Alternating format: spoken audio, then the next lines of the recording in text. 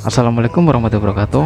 Problem dari Vario 150 yang stop kontaknya ngelos. Ini dalam posisi remote off ya, dan indikatornya kelihatan tidak nyala, indikator power remote on. Ini posisi remote off dan ngelos seperti ini.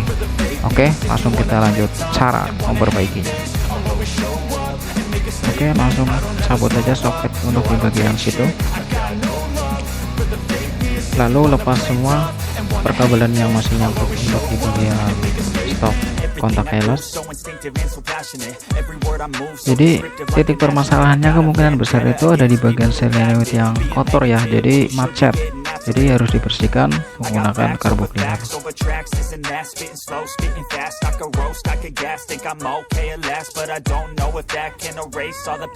Lalu setelah sudah dilepas semua, lalu buka untuk di bagian baut yang masih menempel di cover keylessnya.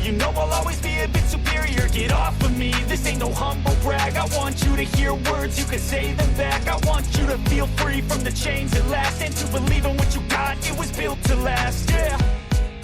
Now that I've been put through hell, I never got anyone's help. Jadi untuk posisi stop keylessnya dalam posisi lurus ya, lurus seperti ini.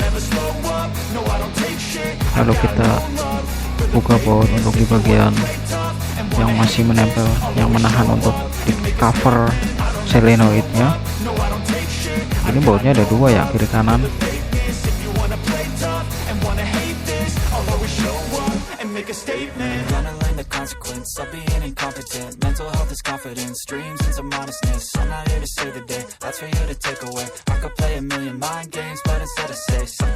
Untuk pengancingan di bagian sini bisa pakai bor atau juga saya ini pakai paku ya, saya puter atau muter pelan-pelan, jadi dia juga bakal lepas.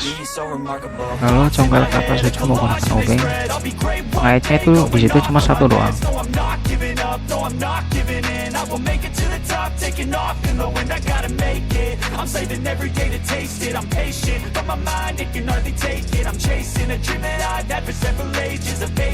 Dan jangan lupa untuk cover di bagian situ yang besi menempel di bagian situ lebih baik dilepas saja ya, jadi biar bisa dibersihkan juga untuk di bagian dalamnya. Terkadang juga kotor juga di bagian situ, kita bersihkan menggunakan carbo cleaner.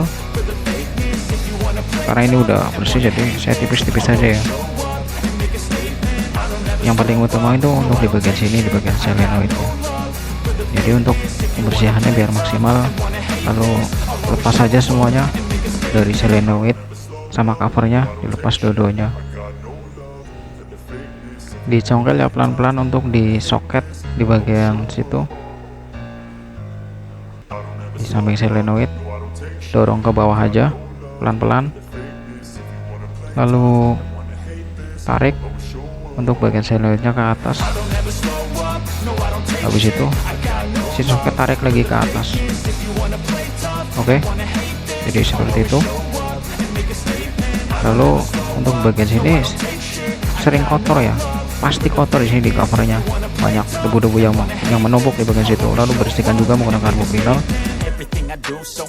Oke, lalu bersihkan juga untuk di bagian solenoid.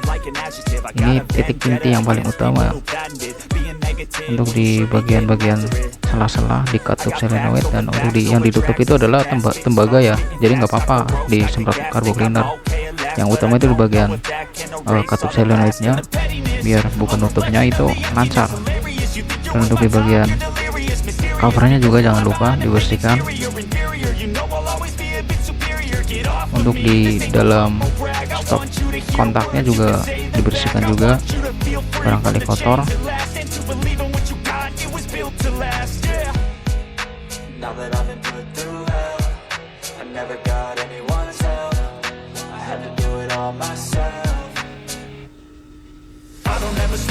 Setelah dibersihkan semua di bagian-bagian yang kotor, termasuk di bagian solenoid, bagian intinya, lalu langsung coba aja tes apakah sudah normal.